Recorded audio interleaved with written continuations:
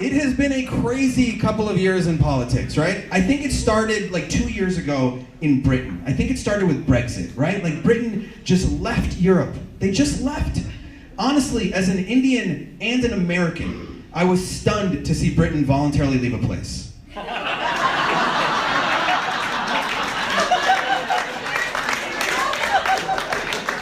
Who knew? Who knew that was the thing?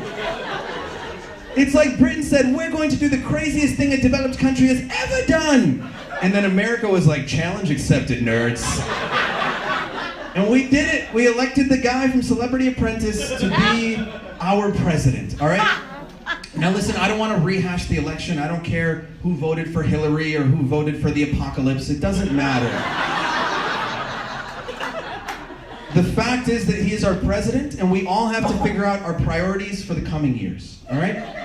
If you're a Democrat, I think your priorities are clear, all right? For the next 3 years, we have one priority, and that is to keep Supreme Court Justice Ruth Bader Ginsburg alive for 3 more years. Somebody get that lady some fiber, put her on a treadmill. If she dies, we got a weekend at Bernie's that shit, all right?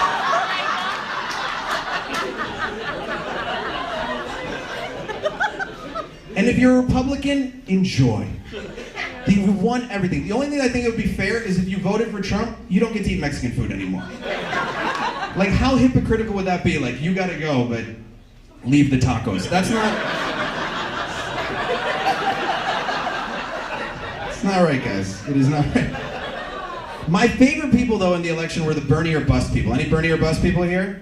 Yeah, okay, right over there, right? So I love the Bernie or bust people because I imagine Bernie or bust people like that in every aspect of their lives, right? Like, hi, I'll have a Diet Coke.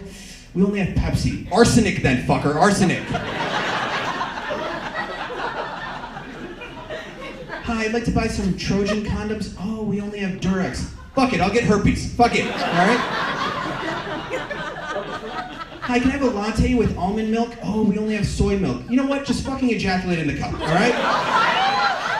Just pull your dick out, rub it, and just come into the cup, all right? Because I would rather drink cum than your shitty fucking soy milk, all right?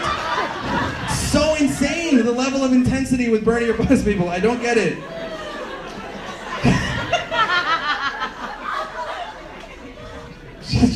She's imagining drinking that coffee.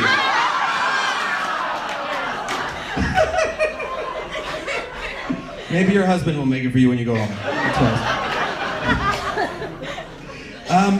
I'll tell you a little side story. I actually, during the election last year, I met Donald Trump.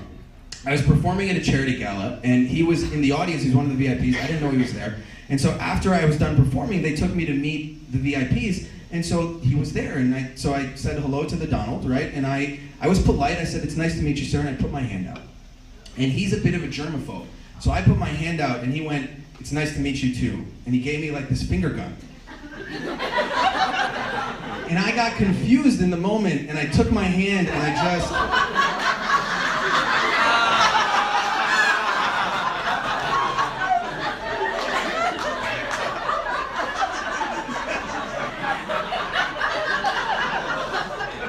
I wrapped it around his finger, guys. I shook his finger. I shook his tiny, tiny finger. It was so tiny, I can't even tell you.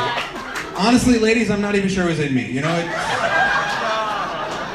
she knows what I'm talking about. She knows.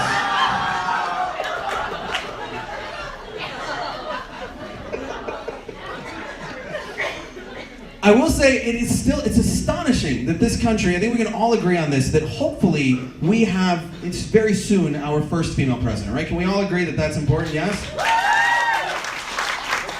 Pretty fucking lukewarm there, Atlanta, all right? And honestly, secretly, I hope that that first female president is an Indian female president. I think that would be amazing. I think an Indian woman would be a great president because Indian women have this ability, when they're negotiating with us, they are able to make us feel good and make themselves feel even better.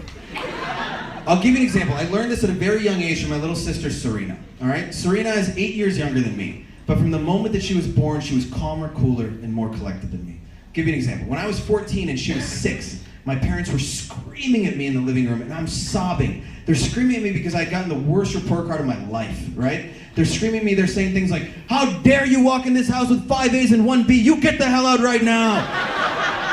My dad's saying things like, what is this bumpy letter? What is this? What is this bumpy letter? And they're literally threatening to throw me out of this house because I'd never gotten a B before, and I'm crying. At 14 years old, I'm crying. And my little sister, 6 years old, walks in and just immediately takes control of the room. They're screaming and she just goes, shh. And then she glares at my parents and she walks over to me and she says, Anish Bhai, I don't want you to cry. I brought you a candy. And she put a little mini candy bar in my hand, a Snickers bar. And I said, thank you, Serena, and I put it in my pocket. And she said, no, Anish Bhai, you eat that candy now, it'll make you feel better. Aww. And so I did, I put it in my mouth and I started chewing. And this little 6-year-old sat on the sofa holding my hand while I chewed it. And when I finally swallowed, she walked over to my parents and she said, listen, I don't know what's going on here, but if he gets to eat candy, so do I. And she shoved Snickers in her mouth. Took the wrapper, just mic dropped it and was like, see ya, bitches!